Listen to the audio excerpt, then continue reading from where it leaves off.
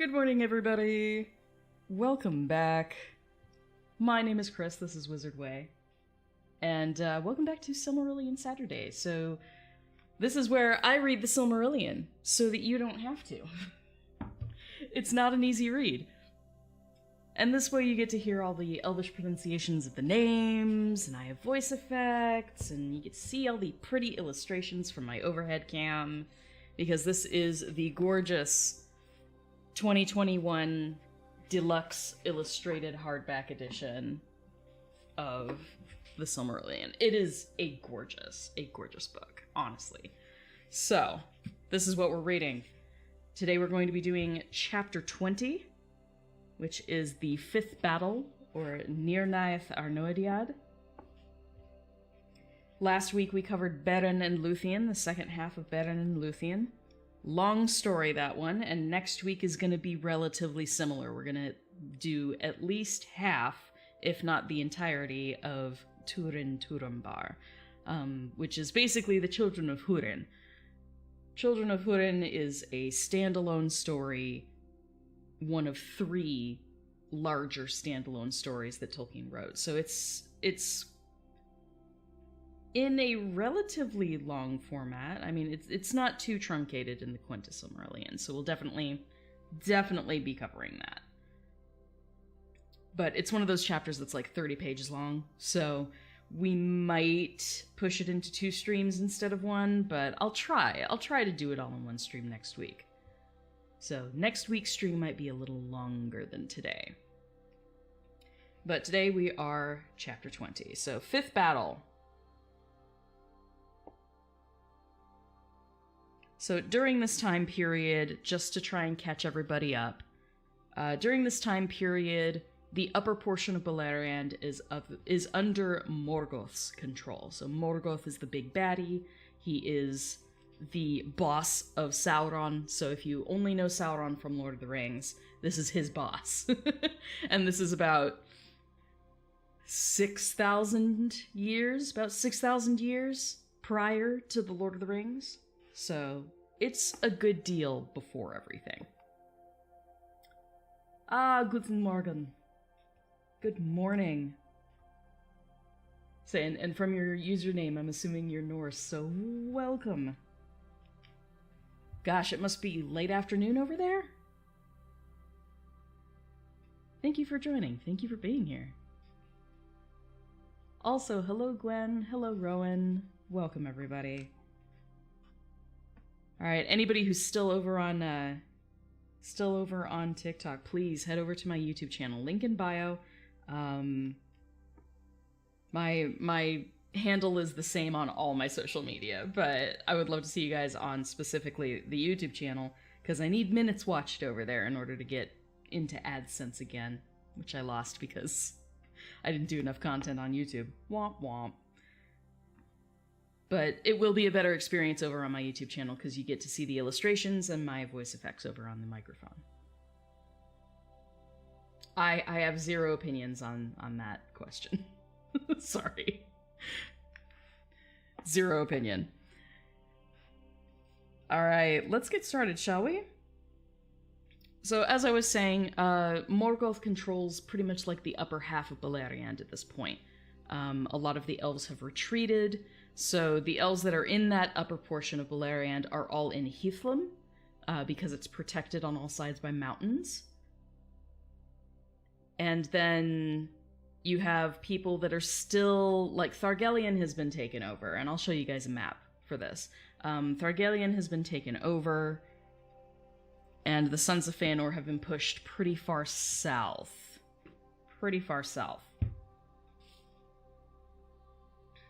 So I'm going to bring up our large map illustration here. Our large fold-out map, and I will show you guys. I'll show you what I mean.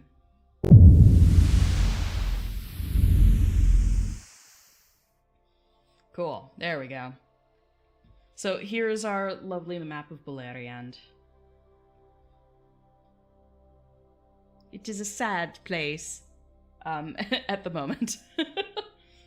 So right now in the story, Sauron's forces have come from Thangorodrim up in the north, and they have basically made their way down through both sides of Tauren of Huin here. So they came through the March of Mithros. This whole area in Thargelion has been completely taken over by orcs and dark forces. Tol Sirion, which is the little island here in the middle of this pass here, has been taken over by Sauron. For the most part. Don't hold me to that because I'll continue.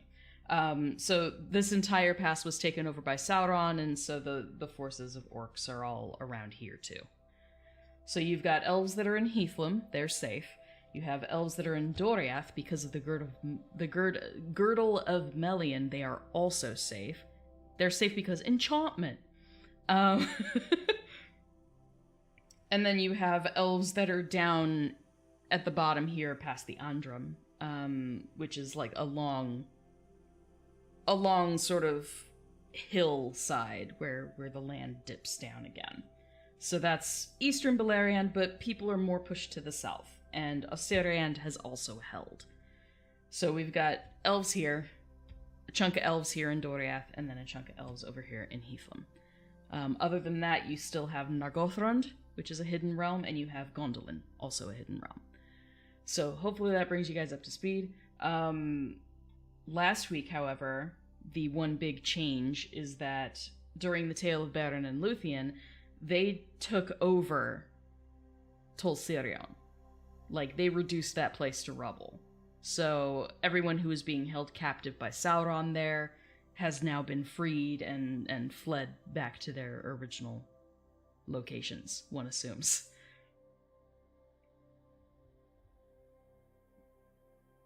Gosh, I need another drink of water.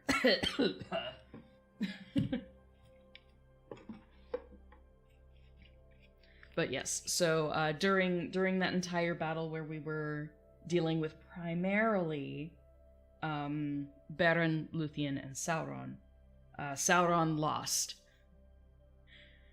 He did a lot of damage because he did kill King Finrod, Felagund, but Luthien is a badass, and between her, Beren, and Huon, the Hound of Valinor, the three of them took that place down. So at least that is now in the control of the elves again.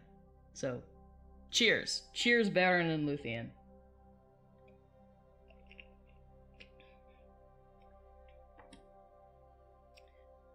I believe for the 5th battle we will be going backward in time just a little bit. I would have to double check that to be sure. But let's continue with the actual Silm. And let's start the chapter, shall we?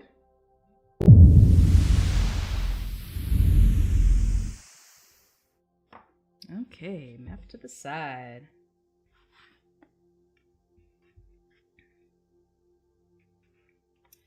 I'm going to look ahead really quickly, see how many illustrations we have this week. Looks like we have two illustrations this week. It's a relatively short chapter, so it'll be a relatively short stream, because I want the entirety of Turin to be in its own stream. So, short stream for today. Week has been good. Week has been busy. Thank you for asking. Hi, Lera. Welcome. Hey, Paddlecore, what's up? We're just about to start Chapter 20 of the Silmarillion. Yeah, this week has been busy, man. I'll say Don started his Patreon, which is super exciting.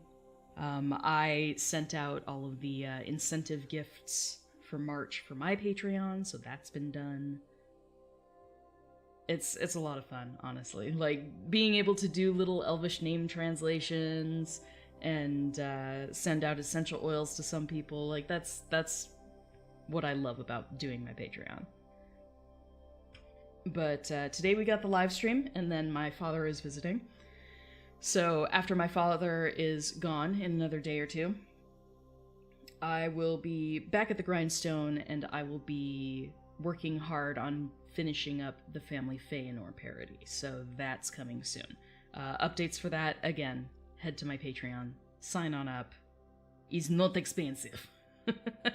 But you'll get all the little updates of me messing around with the Family Feanor song. Alright. So here we go.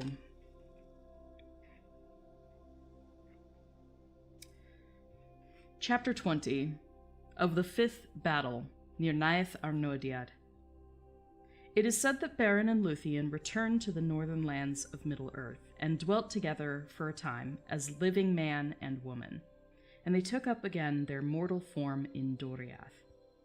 Those that saw them were both glad and fearful, and Luthien went to Menegroth and healed the winter of Thingol with the touch of her hand. But Melian looked in her eyes and read the doom that was written there, and turned away, for she knew that a parting beyond the end of the world had come between them, and no grief of loss has been heavier than the grief of Melian the Maya in that hour. Then Beren and Luthien went forth alone, fearing neither thirst nor hunger, and they passed beyond the river Gallion into Ossiriand, and dwelt there in Tol Galan, the Green Isle, in the midst of Adurant, until all tidings of them ceased. The Eldar afterwards called that country Dor Fiorn Iguinar, the land of the dead that live. And there was born Dior Arenel, the Beautiful, who was after known as Dior Eluhil, which was Thingol's heir. No mortal man spoke ever again with Beren son of Barahir, and none saw Beren or Luthien leave the world, or marked where at last their bodies lay.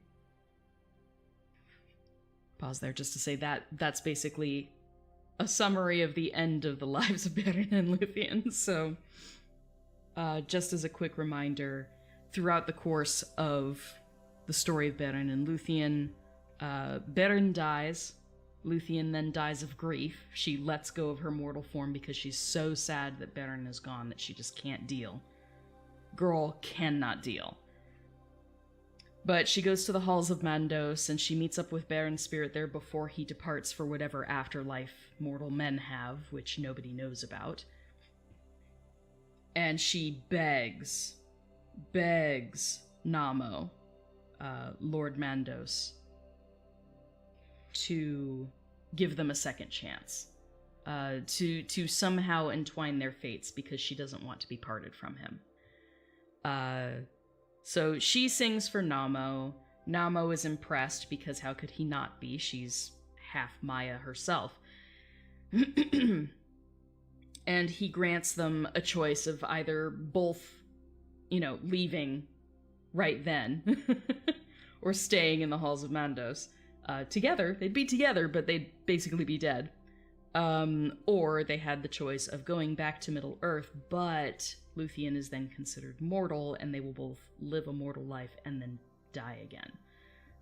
And that is the choice that they made. They went back to Middle-earth, but now Luthien is mortal, which is why Melian is very, very sad now.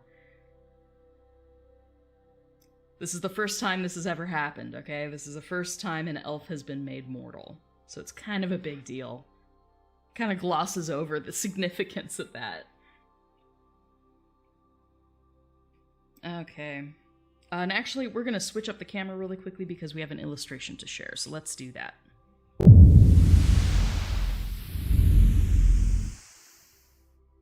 Okay. So I know my camera is crap and it's grainy, but you guys can at least see the basics, and I'll zoom in. As always, illustrations from this book are by Ted Nasmith. This one's really lovely, very bright and colorful. So this is Luthien. And let me double check really quickly what panel this is. This is Luthien at Tol Galan. So this is their green island on which they live until they pass. And they basically just live out their lives alone. They have a kid, his name is Dior, but that's about it. And Dior obviously leaves, or else we wouldn't end up with Elrond, Elros, and Arwen, because they are descended from this line. But Beren and Luthien never really leave that island. They aren't really seen again. They just live out their life, plunk Dior down, and that's about it. Let's zoom in a tiny bit, so you guys can appreciate some of the details here.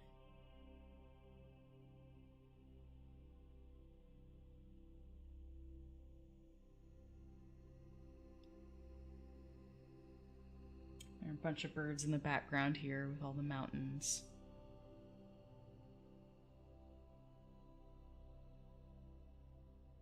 And I'm trying to think. This is probably, given the size of Beleriand, the mountains here are probably Ered Luin.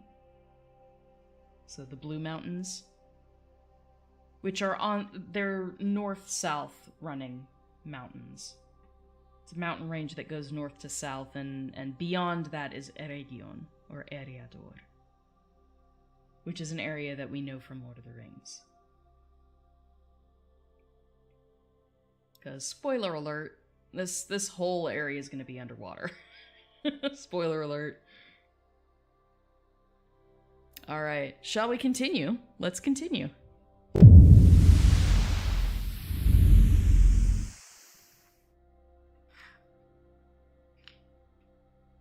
Okay. In those days, Maedhros, son of Feanor, lifted up his heart, perceiving that Morgoth was not unassailable, for the deeds of Beren and Luthien were sung in many songs throughout Beleriand. Yet Morgoth would destroy them all, one by one, if they could not again unite, and make new league and common council. And he began those councils for the raising of the fortunes of the Eldar, that are called the Union of Maedhros. Yet the oath of Feanor and the evil deeds that it had wrought did injury to the design of Maedhros, and he had less aid than should have been. Orodreth would not march forth at the word of any son of Feanor, because of the deeds of Celegorm and Curufin, and the elves of Nargothrond trusted still to defend their hidden stronghold by secrecy and stealth. Thence came only a small company, following Gwyndor, son of Gwilyn. One of my favorite characters, by the way.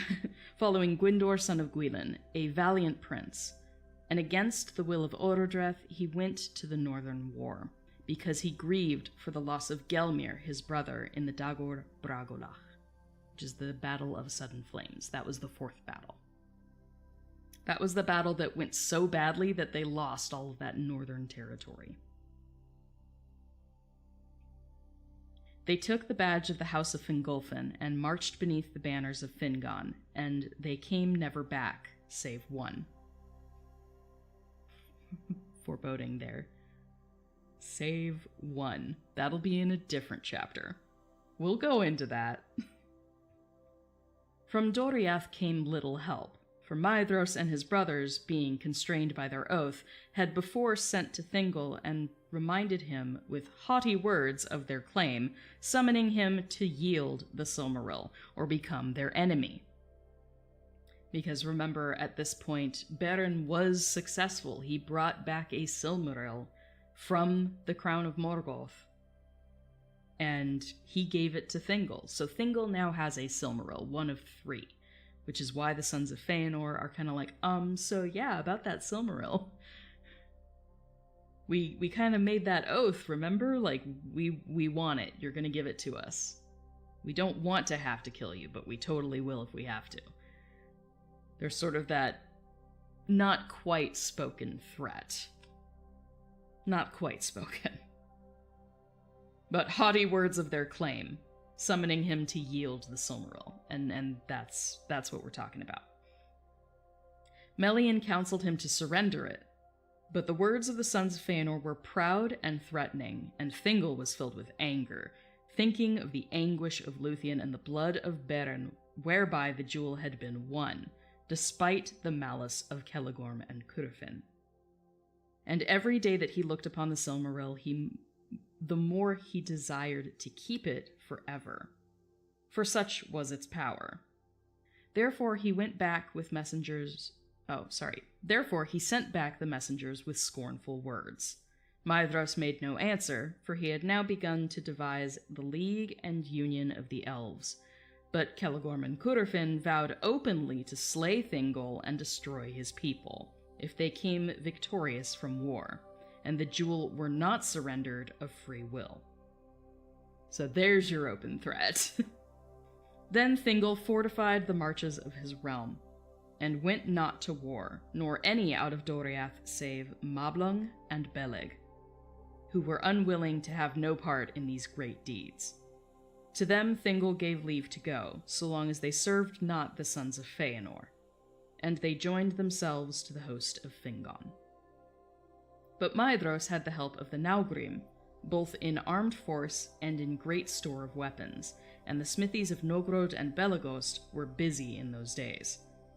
And he gathered together again all his brothers and all the people who would follow them, and the men of Bor and Ulfang were marshaled and trained for war. And they summoned yet more of their kinsfolk out of the east. Moreover, in the west, Fingon, ever the friend of Maedhros, took counsel with Himring. And in Heathlum, the Noldor and the men of the house of Hador prepared for war. In the forest of Brethiel, Halmir... I know, this is a lot of names. We'll go back to the map in a moment. In the forest of Brethiel, Halmir, lord of the people of Halath, gathered his men, and they whetted their axes. But Halmir died ere the war came. And Haldir, his son, ruled that people. And to Gondolin also the tidings came, to Turgon, the hidden king. So, before we move on, I do want to bring up the map so I can show you guys where all these people are coming from, because that's quite a lot of location names. If you haven't been here for every stream, they're bound to get confusing. So, back to the map.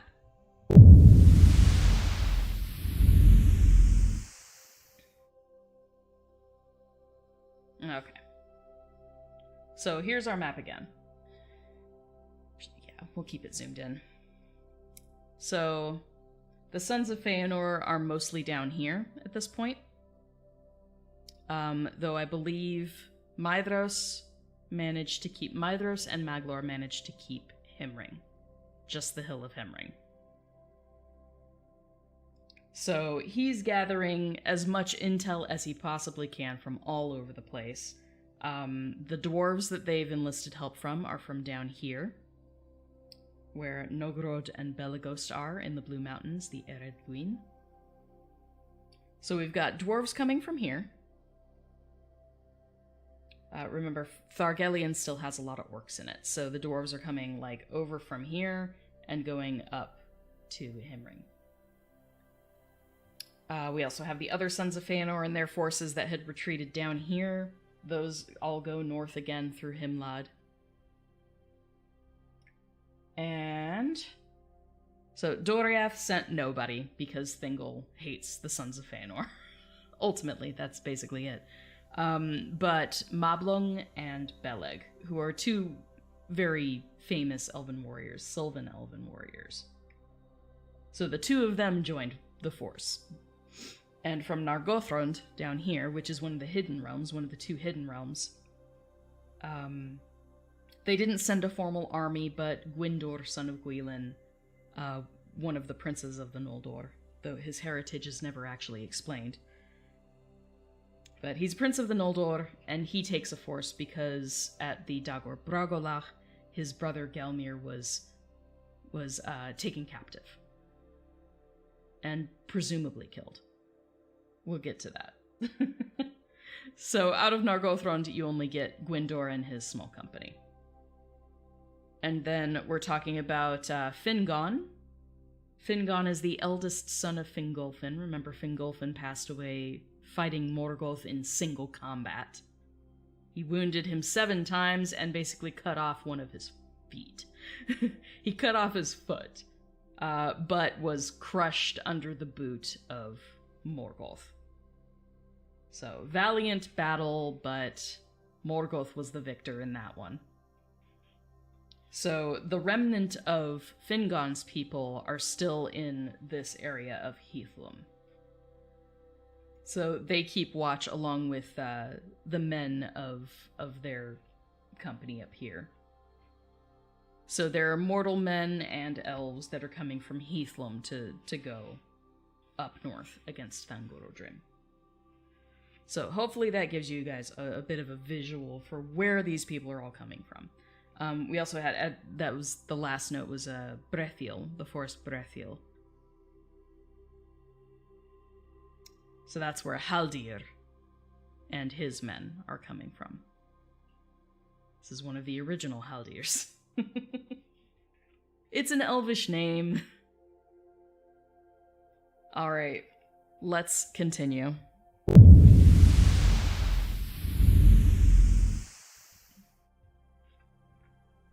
Hey everybody, if you're still over on my TikTok, please head over to my YouTube channel.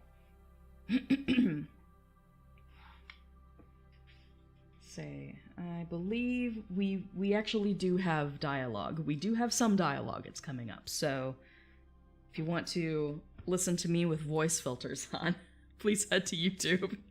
That's where that goodness is going to happen. Okay. Let me take a quick drink. My throat is super dry this morning.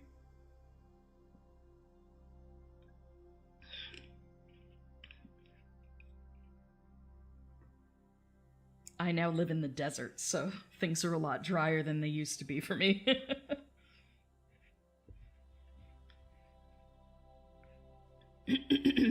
Okay. Alright, so elves and men from all of these locations are converging and getting counsel and planning with Maedhros. And to Gondolin also came the tidings to Turgon the Hidden King. So even all the way to Gondolin. Don't ask me how that ended up happening, because no one's supposed to know how to get there. But perhaps the eagles, a little birdie, told them. Because the eagles have definitely been Turgon's friends more than once. But Maedhros made trial of his strength too soon, ere his plans were full wrought.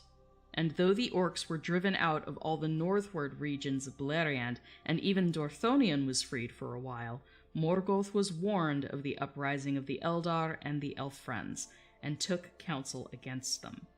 Many spies and workers of treason he sent forth among them, as he was the better able now to do, for the faithless men of his secret allegiance were yet deep in the secrets of the sons of Feanor. So, Morgoth has spies within the ranks of the Feanorians. Chapter 20 is of the 5th battle, the Nirnaeth Arnoediad. So this is leading up to the 5th battle. Also, hello, welcome, Emily. Okay. At length Maedhros, having gathered all the strength that he could of elves and men and dwarves, resolved to assault Angband from east and west.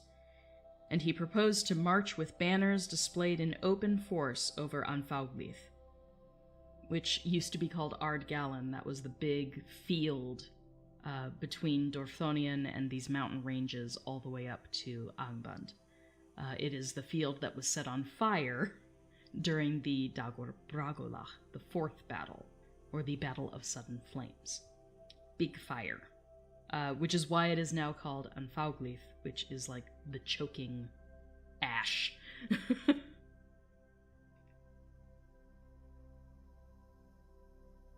Okay, hold on just a moment. Oh yeah, this battle's a tough one. Don't spoil it. We'll get there. We'll get there.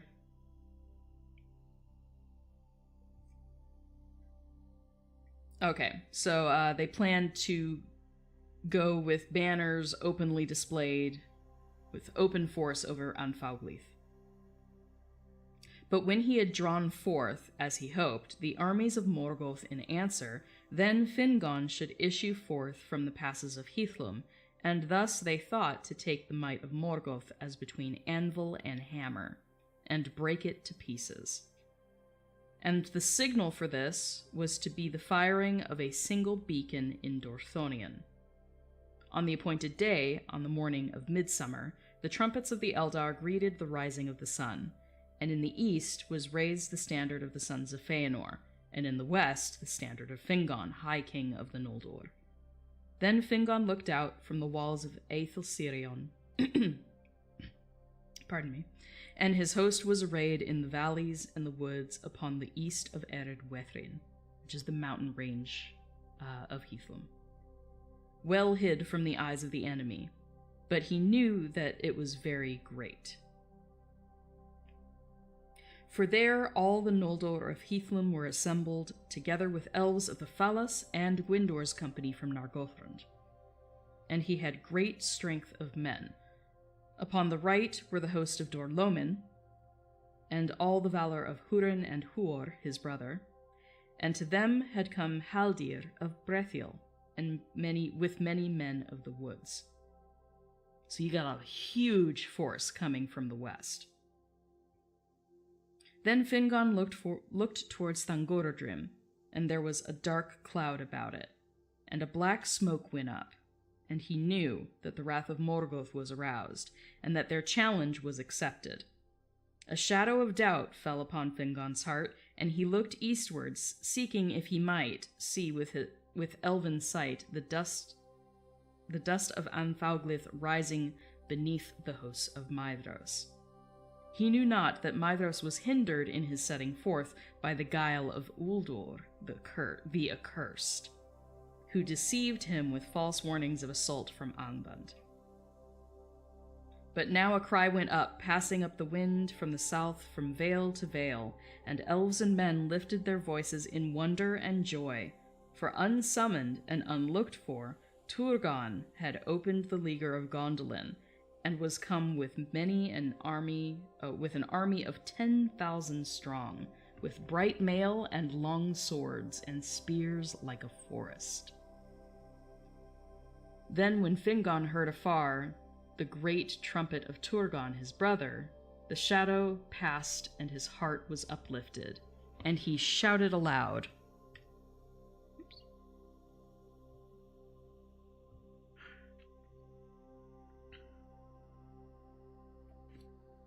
Utulian aure, aya eldalie atanatari. Utulian aure. The day has come. Behold, people of the Eldar and fathers of men, the day has come. Let me try that Elvish one more time. Utulian aure, aya eldalie atanatari. Utulian aure.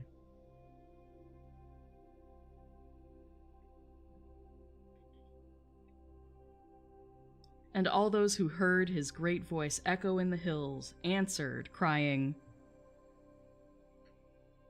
Alta Ilome, the night is passing.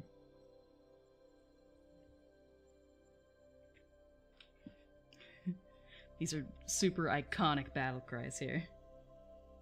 The day has come and the night is passing. Utulian aure, alta Ilome.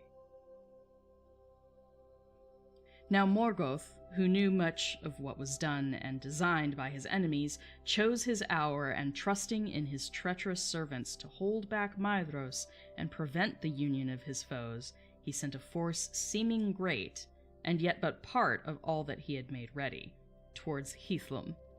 And they were clad all in dun raiment, and showed no naked steel, and thus were already far over the sands of Anfauglith before their approach was seen. Then the hearts of the Noldor grew hot, and their captains wished to assail their foes upon the plain, but Hurin spoke against it, and bade them beware of the guile of Morgoth, whose strength was always greater than it seemed, and his purpose other than he revealed. And though the signal of the approach of Maedhros came not, and the host grew impatient, Hurin urged them still to await it, and to let the orcs break themselves in assault upon the hills. But the captain of Morgoth in the west had been commanded to draw out Fingon swiftly from his hills by whatever means he could. He marched on, therefore, until the front of the battle was drawn up before the stream of Sirion, from the walls of the fortress of Aethel Sirion to the inflowing of Rivil at the fens of Serech. And the outposts of Fingon could see the eyes of their enemies, but there was no answer yet to his challenge. And the taunts of the orcs faltered as they looked upon the silent walls and the hidden threat of the hills. Then the captain of Morgoth sent out riders with tokens of parley, and they rode up before the outworks of the Barad Aethil. With them they brought Gelmir, son of Gwilyn, that lord of Nargothrond whom they had captured in the Bragolach, and they had blinded him. Then the heralds of Angband showed him forth, crying,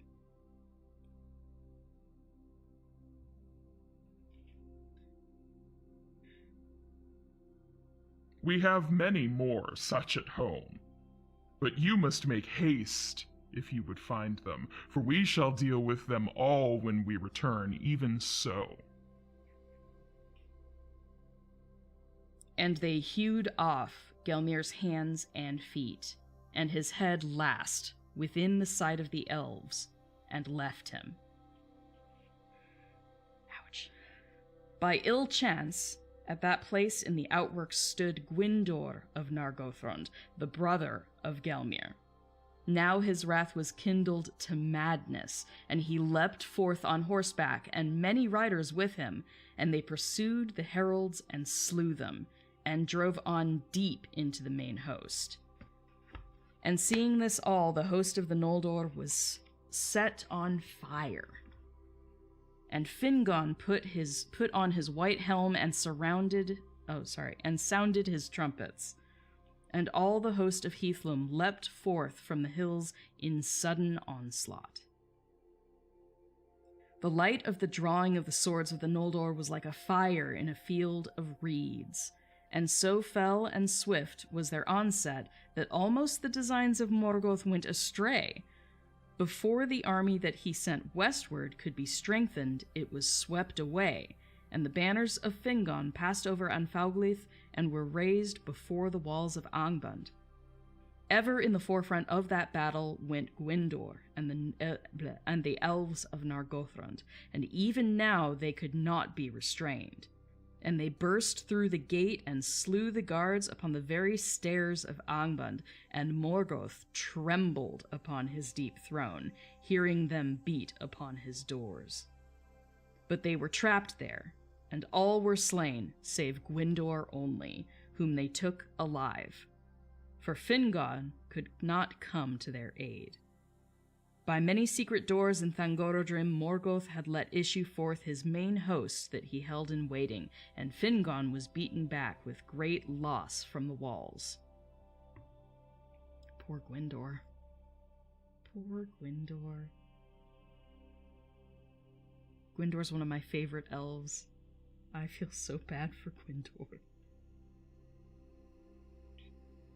Then, in the plain of Anfauglith, on the 4th day of the war, there began the Nirnaeth Arnoediad, unnumbered tears, for no song or tale can contain all its grief.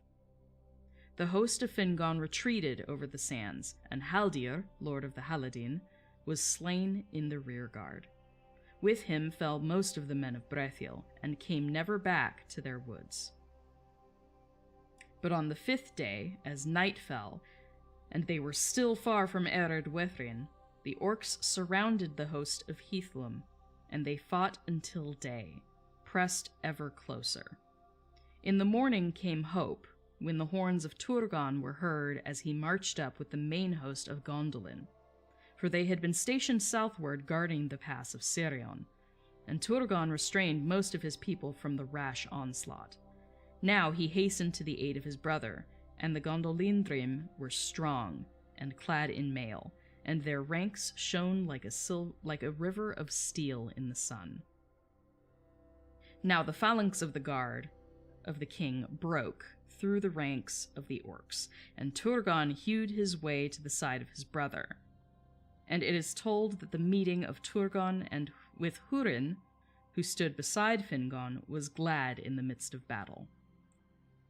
Quick pause here. The reason that they're happy to see each other is, if you remember, Hurin and Huor came, they were unconscious at the time, but the eagles saved them and took them temporarily to Gondolin, where they were, not exactly welcomed, but they gained favor with the king over a short period of time. They were there for about a year. And luckily, because they had been unconscious when the eagles brought them, they promised to basically blindfold themselves, and the eagles took them away again. So they couldn't betray the location of Gondolin. So now, Hurin and Huor are under the banner of King Fingon. So as Turgon made his way to Fingon, he also gets to see these two, whom he has met before. No one else is allowed to know that, but he's like, oh wait, I know you. It's nice to see you here. Let's kill some orcs.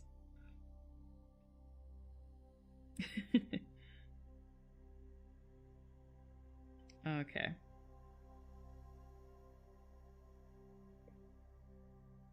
Okay, so it is told that the meeting of Turgon with Hurin, who stood beside Fingon, was glad in the midst of battle.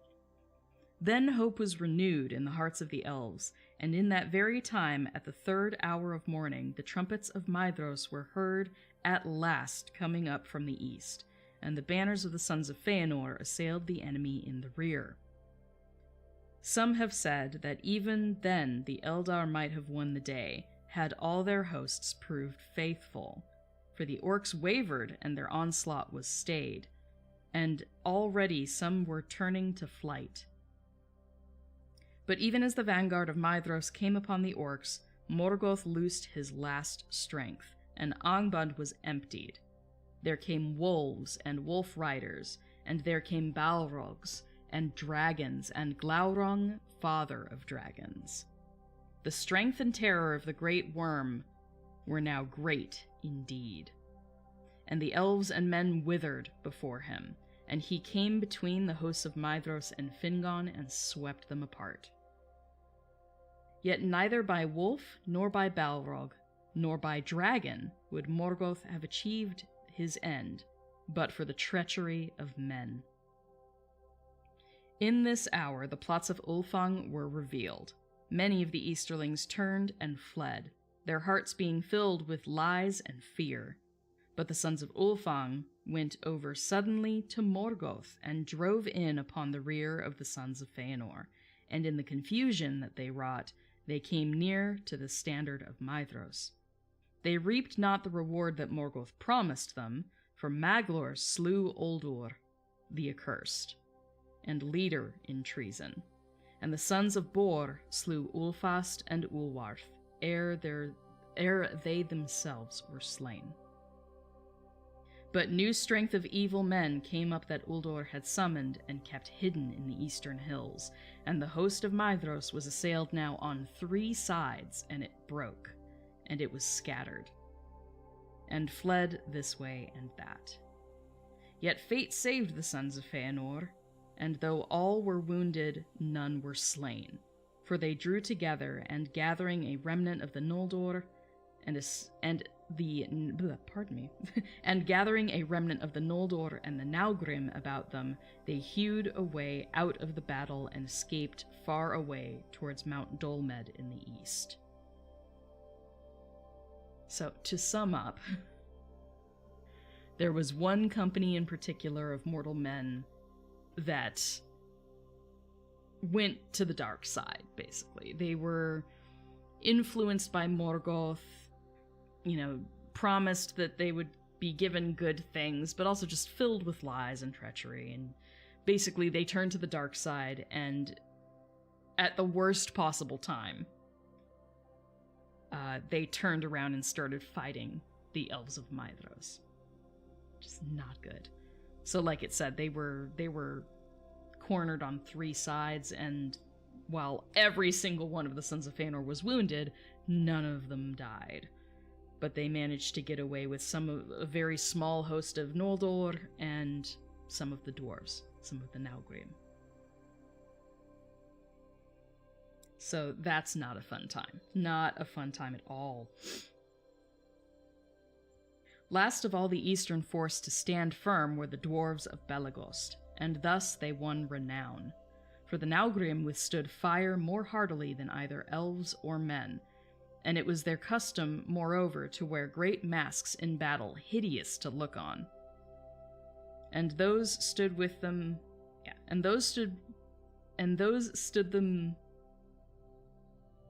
that is a very strange way of saying it. And those stood them in good stead against the dragons. Hey, welcome, Raiders! For Dondor! Welcome, Raiders! Hi, everybody! Everybody coming from Dawn's stream. I hope you guys have had an awesome time. Welcome to my Twitch. Hi, guys. Hi, guys. I have something for that. Hey. Hey. Hey. Hey. Hey. Hey. Hey. Hey. Hey. Hey. Hey, everybody. Oh gosh, I recognize some of your names too. Welcome, everybody. Welcome. For Dondor and for dinner. It's too early for dinner, but I haven't eaten yet today, so that sounds good to me. Alright, guys, welcome. This is Silmarillion Saturday. My name is Kris, this is Wizard Way. If you have not been here before, I'm a friend of Dawn's. We get up to mischief together. But I am in the middle of reading Chapter 20 of the Quenta Silmarillion. This is the 5th battle, or the Nirnaeth Arnodiad. So you've come at an interesting time. We just had a host of men betray the Sons of Feanor. And so the Sons of Feanor were cornered on 3 sides and barely escaped with their lives. Barely escaped the battle. All of them were wounded, but none were slain. That'll come later. Spoiler alert. But now we're talking a bit about the dwarves, the hardy dwarves that were withstanding fire better than elves and men. Good for them. Awesome, thank you, welcome. Glad to have you here. Shields shall be splintered and dinner must be eaten. I mean, that's the motivation to get through any battle, right? You just want a hot bath and some company, if you will. And a good meal and mead, right? The spoils of war. All the good things. Oh, no problem. 6 p.m. Yeah, definitely, like, actually get food then. Go get food. Okay. So the dwarves are standing against the dragons. And but for them, Glaurung and his brood would have withered all that was left of the Noldor. But the Naugrim made a circle about him, and when he assailed them, and even his mighty armor was not foolproof against the blows of their great axes. And when in his rage Glaurung turned and struck down Azaghal, Lord of Bellagost, and crawled over him, with his last stroke, Azaghal drove a knife into his belly, and so wounded him that he fled the field. And the beasts of Angband in dismay followed after him. Then the dwarves raised up the body of Azaghal and bore it away. And with slow steps they walked behind,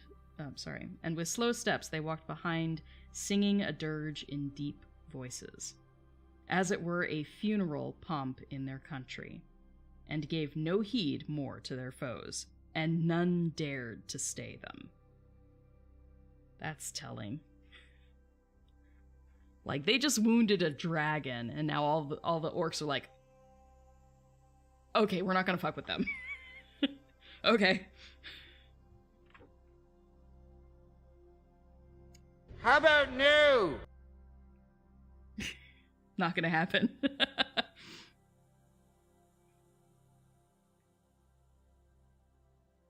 Alright. So, none dared to stay the dwarves. Good for the dwarves.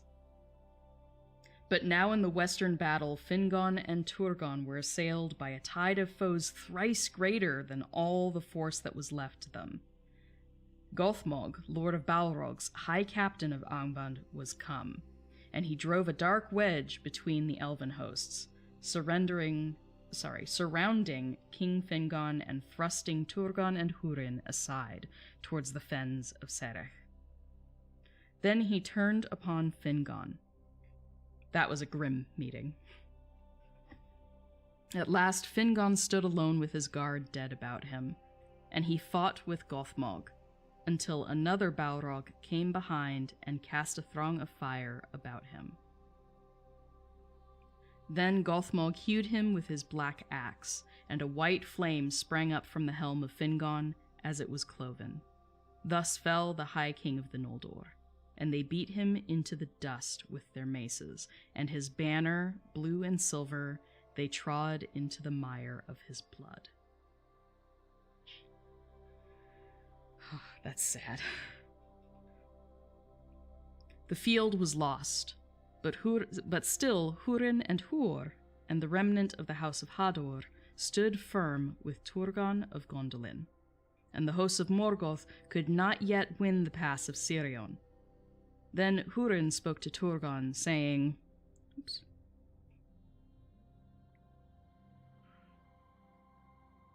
Go now, Lord, while time is. For you in lies the last hope of the Eldar. And while Gondolin stands, Morgoth shall still know fear in his heart.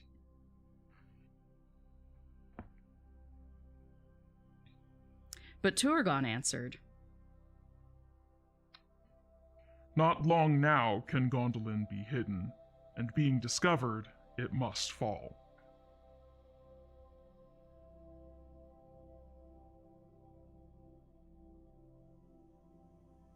I lost my place. Hate it when that happens. Okay. Then Huor spoke again and said, Yet if it stands but a little while, then out of your house shall come the hope of elves and men. This I say to you, Lord, with the eyes of death. Though we part here forever, and I shall not look upon your white walls again, from you and from me a new star shall rise. Farewell. And Maeglin, Turgon's sister-son, who stood by, heard these words and did not forget them, but he said nothing. As is really Maeglin's wont. He never says anything. He's a very silent guy. The phrase, but he said nothing, it's like repeated 4 or 5 times with Maeglin. It happens a lot. He sees and hears much, but he says very little, which should worry you. It's always the quiet ones, right? Am I right? Am I right, though?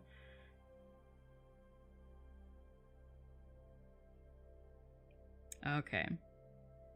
Then Turgon took counsel of Hurin and Huor, and summoning all that remained of the host of Gondolin, and such of Fingon's people as could be gathered, he retreated towards the pass of Sirion, and his captains Ecthelion and Glorfindel guarded the flanks to right and left, so that none of the enemy could pass them by. But the men of Dorlomin held the rear guard, as Hurin and Huor desired, for they did not wish in their hearts to leave the Northlands. And if they could not win back their homes, there they would stand to the end. Thus was the treachery of Uldor redressed, and of all the deeds of war that the fathers of men wrought in behalf of the Eldar, the last stand of the men of Dorlomin was the most renowned. So it was that Turgon fought his way southward, until coming behind the guard of Hurin and Huor, he passed down Sirion and escaped, and he vanished into the mountains and was hidden from the eyes of Morgoth. But the brothers drew the remnant of the men of the house of Hador about them, and foot by foot they withdrew, until they came behind the fen of Serach, and had the stream of Revil before them. There they stood and gave way no more.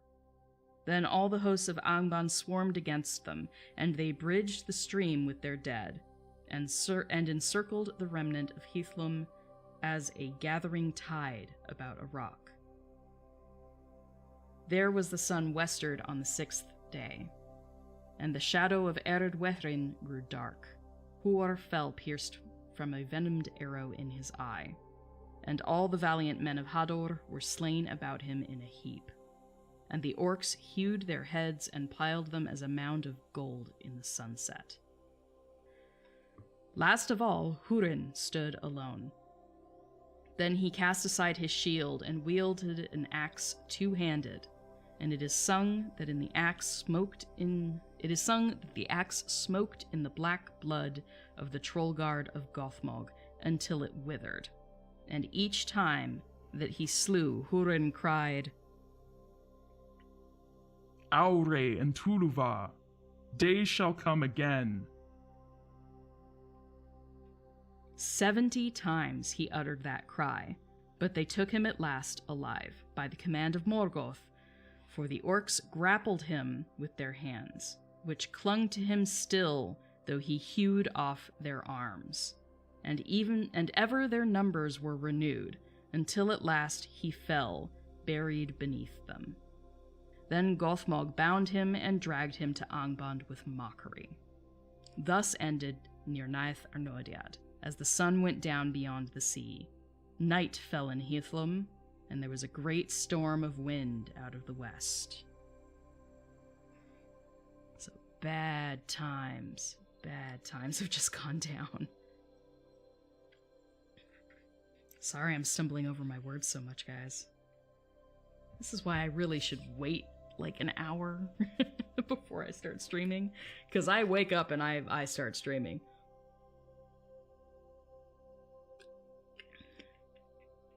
Honor the Vala of Water. Stay hydrated, my friends. It's always the quiet ones. It totally is always the quiet ones. That trope holds so true. So true. Alright. Great was the triumph of Morgoth, and his design was accomplished in a manner after his own heart. For men took the lives of men, and betrayed the Eldar. And fear and hatred were aroused among those that should have been united against him.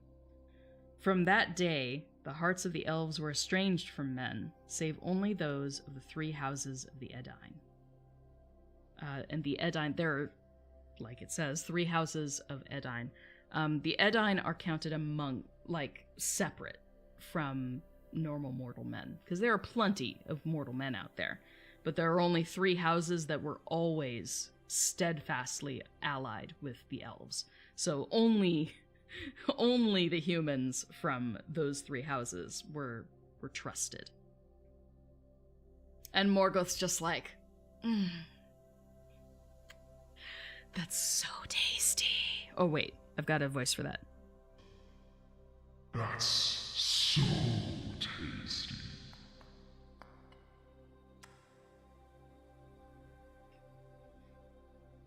You know he loves that shit. He's like, I won, but I didn't just, win.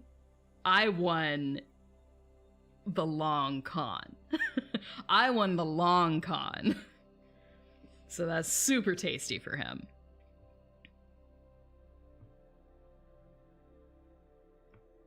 Meanwhile, Sauron's 3 steps behind him going, about fucking time you won a battle. Because in my head, Myron is very much the statistician. He's the guy who's doing all the tactical for these battles. And he's like, yeah, you won. He's like, all of this was my idea, but whatever.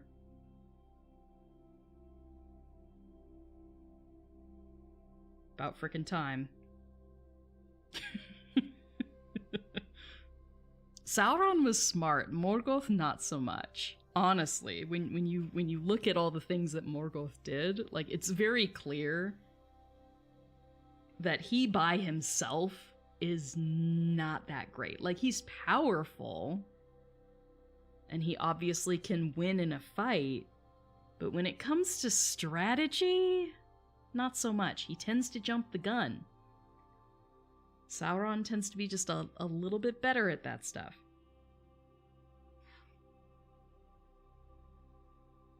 That said, though, Sauron lost to Luthien, so, I mean, we do have to put it into perspective. Sauron lost a battle, too. He lost to a girl.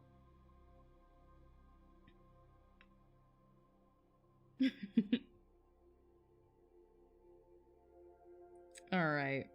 Where were we? Okay, so elves were then estranged from men, save only those of the three houses of the Edain. The realm of Fingon was no more, and the sons of Feanor wandered as leaves before the wind. Their arms were scattered, and their league broken, and they took to a wild and woodland life beneath the feet of Ered Lindon, mingling with the green elves of Assyriand, bereft of power and glory of old.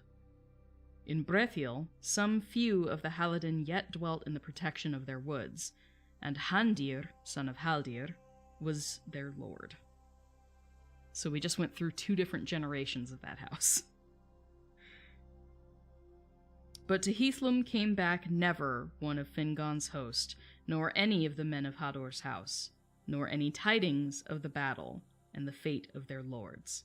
But Morgoth sent thither the Easterlings that had served him, denying them the rich lands of Beleriand, which they had coveted. And he shut them in Hithlum and forbade them to leave it. Such was the reward he gave them for their treachery to Maedhros, to plunder and harass the old and the women and the children of Hador's people. The remnant of the Eldar of Hithlum were taken to the mines of the north, and labored there as thralls, save some that eluded him and escaped into the wilds and the mountains. The orcs and the wolves went freely through all the north, and came even further southward into Beleriand, even as far as Nantathren, even as far as Nantathren, the land of willows, and the borders of Assyriand. And none were safe in field or wild. Doriath indeed remained, and the halls of Nargothrond were hidden, but Morgoth gave small heed to them, either because he knew little of them, or because their hour was not yet come in the deep purposes of his malice. Many now fled to the havens and took refuge behind Círdan's walls, and the mariners passed up and down the coast and harried the enemy with swift landings. But in the next year, ere the winter was come, Morgoth sent great strength over Hithlum and Nevrast, and they came down the rivers Brython and Nenig, and ravaged all the Falas, and besieged the walls of Brythonbar and Eglorest. These are cities of the Falas. I'll show a map in a moment. Smiths and miners and masters of fire they brought with them, and they set up great engines, and valiantly though they were resisted, they broke the walls at last. Then the havens were laid in ruin, and the tower of Barat Nimras cast down, and the most part of Círdan's people were slain or enslaved. But some went aboard ship and escaped by sea, and among them was Ereinion Gilgalad, the son of Fingon. Sorry, I'll say that again. And among them was Ereinion Gilgalad, the son of Fingon, whom his father had sent to the havens after the Dagor Bragolach, again, the 4th battle.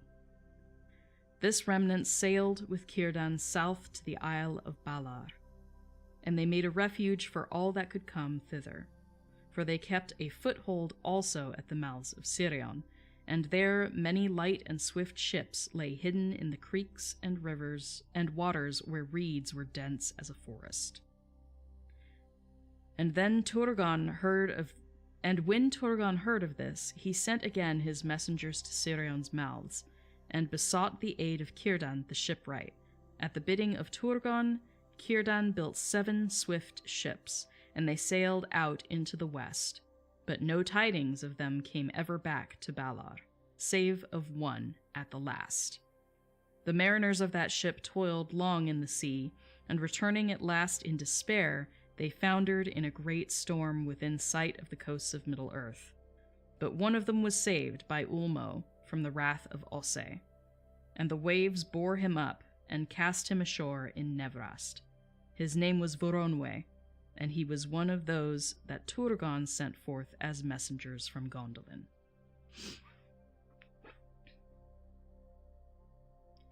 Now the thought of Morgoth dwelt ever upon Turgon, for Turgon had escaped him, of all his foes, that one whom he had most desired to take or to destroy.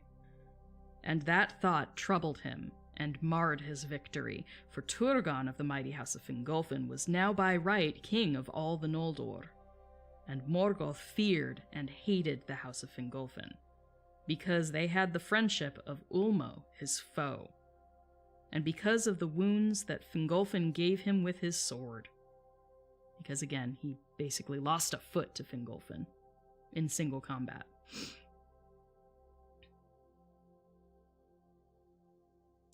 And most of all his kin, Morgoth feared Turgon.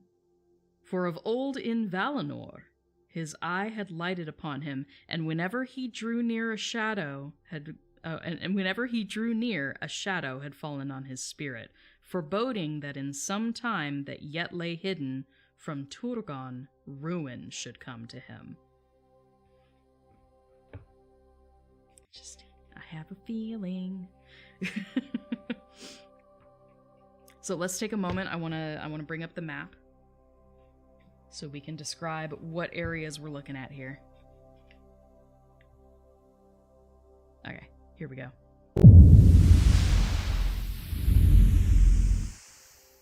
All right, once again with the map of Beleriand. Here we go.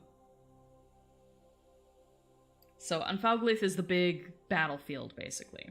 Maedhros was trying to come from this side here, and then from Hithlum, we had the forces of Fingon. They rushed into battle, bad idea.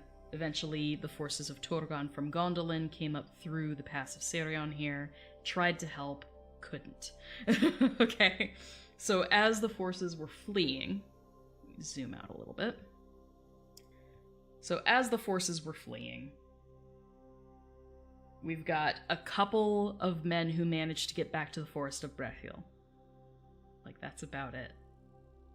I believe Mablung and Beleg both made it back to Doriath. Lucky them.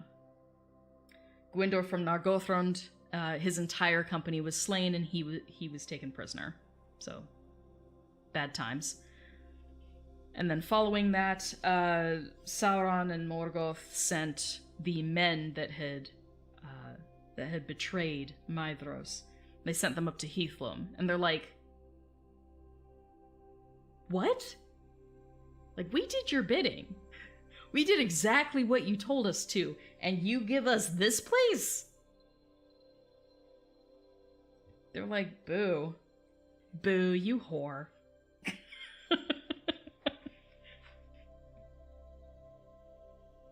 Because this is pretty northwards. Like, Hithlum is literally named like Land of Mists. It's the Mistlands. It's cold, it's damp, it's not a great place to live. The elves are fine with that, but mortal men are like, bro, this is what you gave us? Come on.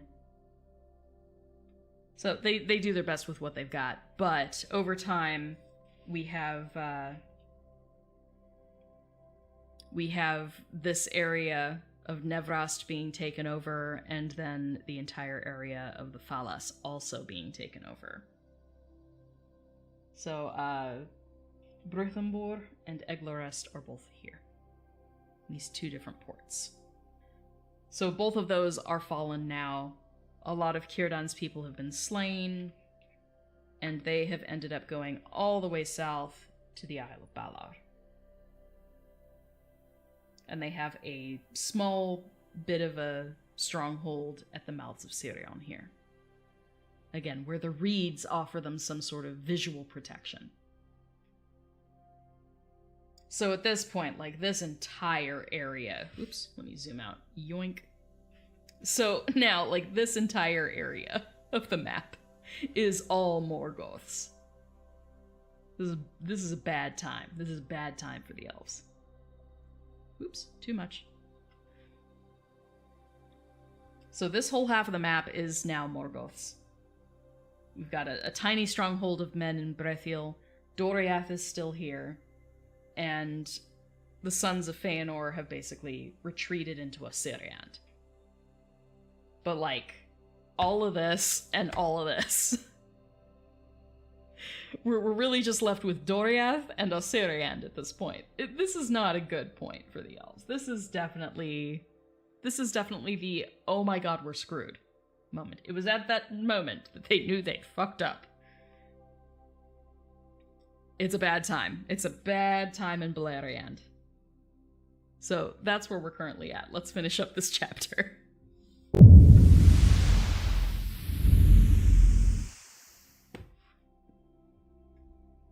It's a bad time.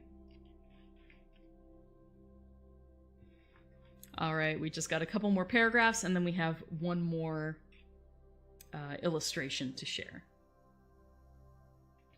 Therefore Hurin was brought before Morgoth, for Morgoth knew that he had the friendship of the king of Gondolin, but Hurin defied him and mocked him.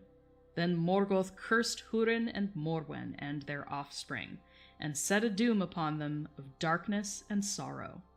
And taking Hurin from prison, he set him in a chair of stone upon a high place of Thangorodrim. There he was bound by the power of Morgoth, and Morgoth, standing beside him, cursed him again, and said,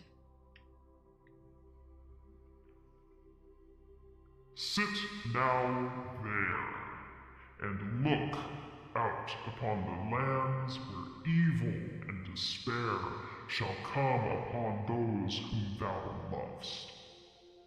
Thou hast dared to mock me, and to question the power of Melkor, master of the fates of Arda. Therefore with my eyes thou shalt see, and with my ears thou shalt hear, and never shalt thou move from this place until all is fulfilled unto its bitter end. And even so it came to pass. But it is not said that Hurin asked ever of Morgoth either mercy or death, for himself or for any of his kin. By the command of Morgoth, the Orcs, with great labor, gathered all the bodies of those who had fallen in the great battle, and all their harness and weapons, and piled them in a great mound in the midst of Anfauglith. And it was like a hill that could be seen from afar. Hauth and Ndangin. That is not an easy one to say. Hauth and Ndangin. Because it's Ndengin. Ndangin. Hauth and Ndangin. The elves named it. Why you gotta be like that with Sindarin, yo? Why you gotta be like that? Hauth and Ndangin. The elves named it the Hill of Slain, and Hauth and Nirnaeth, the Hill of Tears. But grass came there and grew again, long and green upon that hill, alone in all the desert that Morgoth made, and no creature of Morgoth trode thereafter upon the earth, beneath which lay the swords of the Eldar, and the Edain crumbled into rust. And that's the end. Chapter 20. The Nirnaeth Arnoediad, the 5th battle. It's a dark, dark time, okay? It is not a good time in Beleriand right now. But let's show off this last illustration. Come on. There we go. Okay. So here is Morgoth imprisoning Hurin. upon the mountain top. Ba-ba-ba-bum. Did orcs keep slaves? I always presumed they killed and ate prisoners. They probably did. Men flesh, right? Why can't we have some meat? What about their legs? They don't need those.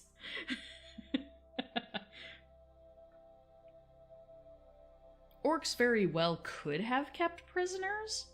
They could have. But to what purpose? If they kept anyone, to be slaves, to do labor, Morgoth would have been like, well, if they're gonna labor in my mines. Screw you. So I don't think they kept anyone, and probably less out of a lack of desire to keep slaves, and more out of the person in charge wouldn't let them.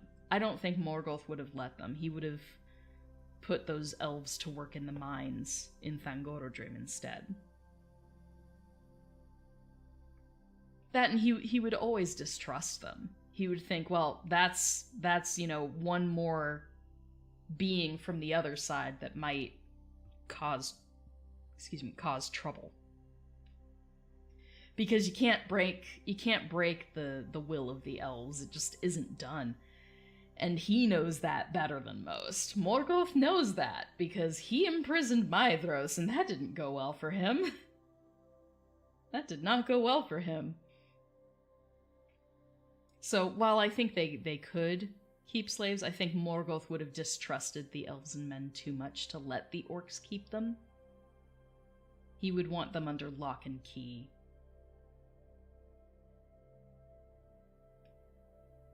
Oh dear, who are you? Go away.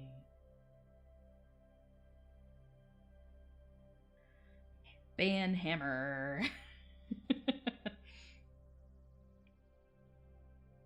But there's Morgoth being... You watch that. Making fun of me. You watch. You just watch. I'll even give you my vision and my hearing so you can watch and eat your words, big meanie. Morgoth is so petty. He's super petty. He's a petty Betty.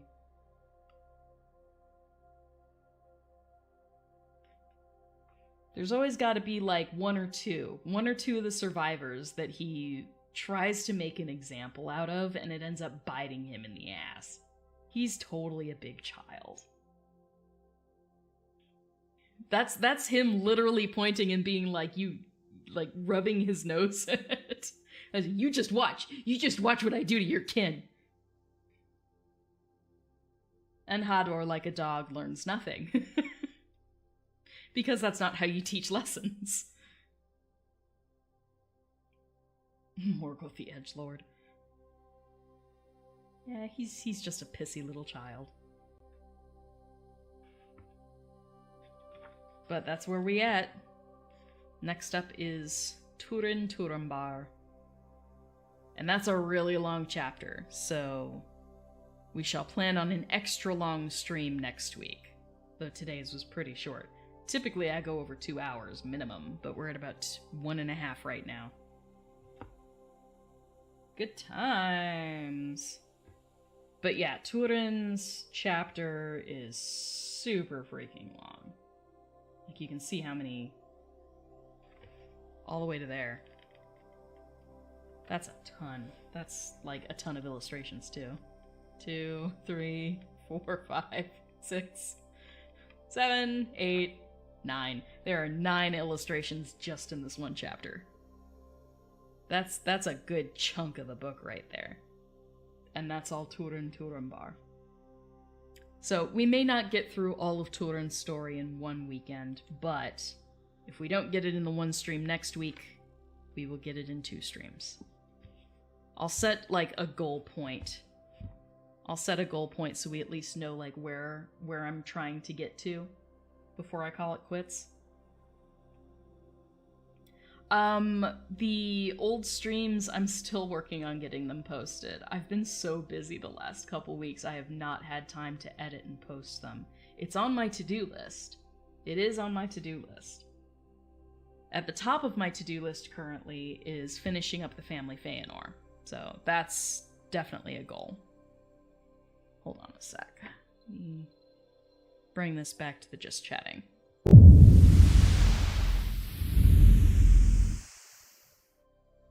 Ooh, I forgot to put my marker in.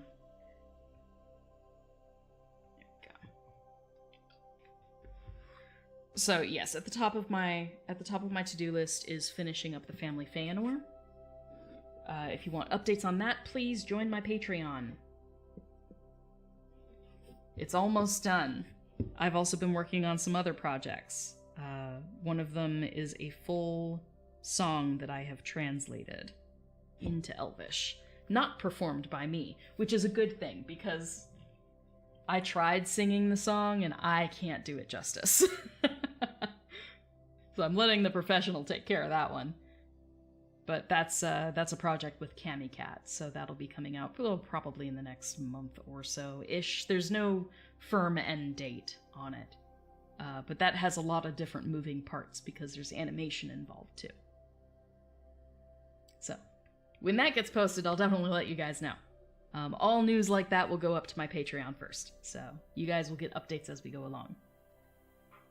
Is Gil-galad Galadriel's nephew? Yes. Yes. Extended, but yes, kind of. He's like second cousin status. It's like the child of her cousin.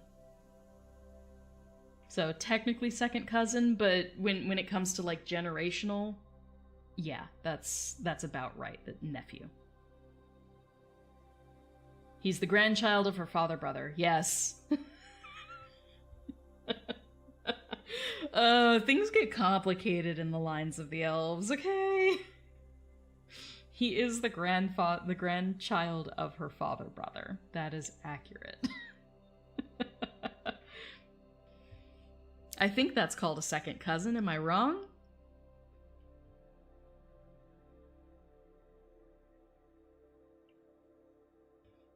But yeah, we got some good stuff done today.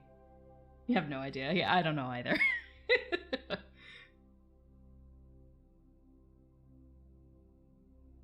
Hillbilly elves. Bing bida ding bing bing bing bing bing bing.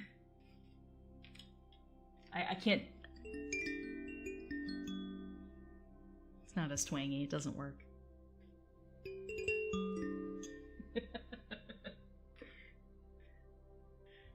That's my kalimba. I am gathering my various instruments, and I am putting together... this is for my birthday, if anyone's still watching. My birthday is later this month. I am putting together what's called a throne list. It's basically like an Amazon wish list. It's a gift list, but it keeps my location, my identity private. But you can purchase things off the list and they get sent to me. So if anybody wants to buy me something tiny for my birthday, you guys will have the opportunity. I'm making that list and checking it twice. But it's little stuff. It's stuff for the Valinor house. It's stuff for me doing ASMR. So it's gonna be nice. But some of the things are super affordable, like $5. So if anyone wants to buy me something small to help improve my streams or improve my Valinor house, there will be options. There will be options there. Also, things like, nail polishes will be on the list for making my Starscape pendants. So you can support whichever of my hobbies you prefer.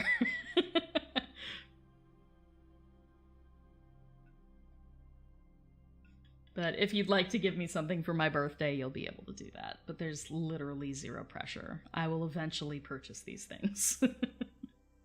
With or without your help.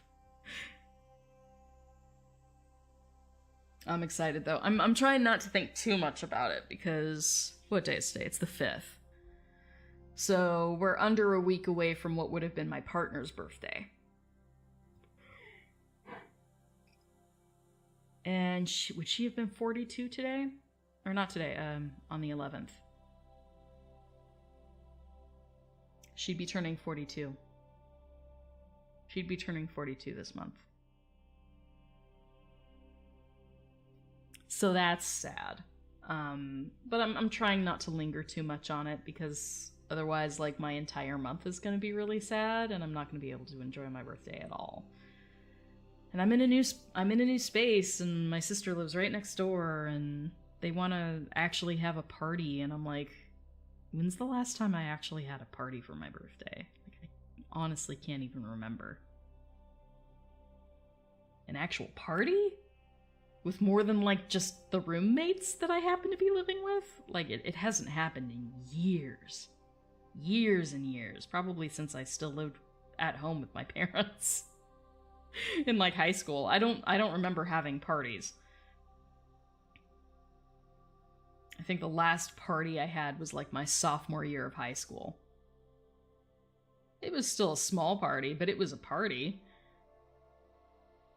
So that hasn't happened in a long time. But, I mean, hey, if they want to introduce me to their local friends, that would not be a bad thing, because otherwise it's just me sitting at home, alone.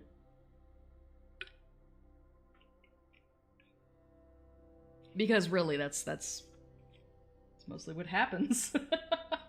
I'm making content and, you know, doing stuff online, and it's mostly just me and my cats, and that's about it. I don't get a lot of social time, so it would be nice to have a bit of a gathering, meet some new people.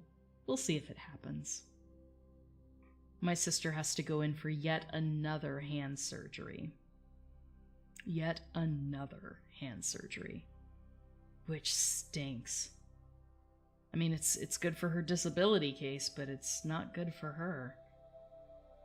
My sister has a lot of hand issues. She has type 1 diabetes, and the lack of control over her blood sugar, despite her trying, because she has given it the best effort. It's done a lot of neurological damage and damaged her tendons. So she gets a lot of, like, trigger fingers that are super painful, and she has bad arthritis, and, like, she's not that old. She's only a couple years older than me. But her hands might as well be, 60 or 70. Like, she's not doing well. But because of all of that, she can't really work, so...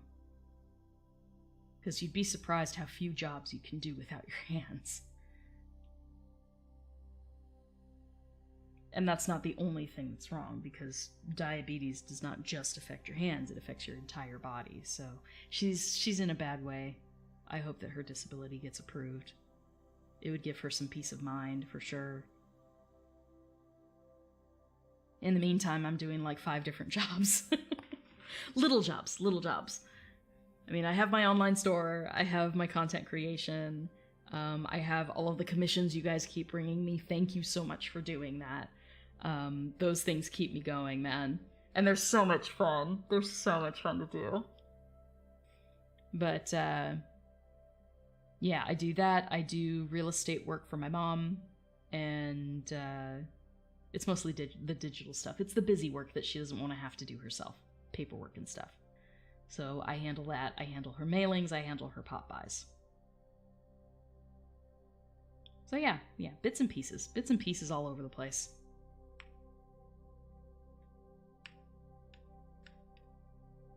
But yeah, I'm starting to try and make plans for Pride this year, because that's a few months out at this point.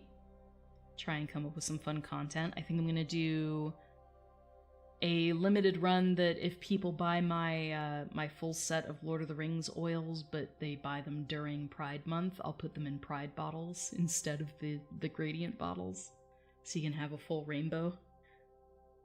A full 9-color rainbow of essential oils, based on the different areas that the Fellowship goes through. So that'll be a thing. I gotta work on some new t-shirt designs and stuff too. Have some fun with it. But I think that's gonna be it for me today. Thank you guys. Thank you guys for hanging out with me for a bit. I appreciate you all. But I will be back next week. We will definitely be hitting, Turin Turambar. So chapter 21. It's a very long chapter, so we'll see how far we get. I may not get it all in one stream, but I will set aside a larger chunk of time next week. So I can at least do a 3-hour stream, if not 4, and we'll see how far we get. But thank you, everybody!